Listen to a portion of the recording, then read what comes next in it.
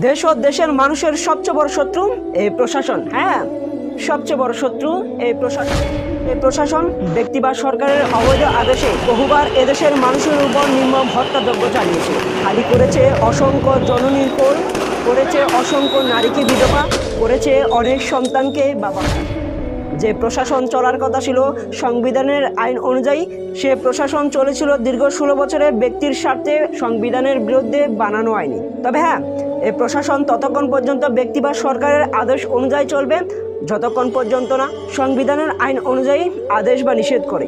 অন্যথায় এই প্রশাসন চলবে সংবিধানের আইন অনুযায়ী। কিন্তু এই প্রশাসন ব্যক্তি বা সরকারের অবৈধ আদেশে বহুবার এদেশের মানুষের উপর নির্মম হত্যাযজ্ঞ চালিয়েছিল। খালি করেছে অসংখ্য জননীর কোল, করেছে অসংখ্য নারীকে বিধবা, করেছে অনেক সন্তানকে বাবাহারা। হ্যাঁ, এই প্রশাসন আমরা ইতিহাস দেখেছি বা কেউ শুনেছি বা কেউ সোশ্যাল মিডিয়ায় দেখেছি যে 2012 সালে 5 মে বাংলাদেশ হেফাজত ইসলাম যে 13 দফা দাবি নিয়ে গণ আন্দোলন করেছিল, সেই দাবিগুলো তো মেনে নেয়নি, বরং সেই স্বৈরাচারী হাসিনার আদেশে নির্মমভাবে এদেশের মানুষকে এই প্রশাসন নির্মমভাবে গুলি করে হত্যা করেছিল।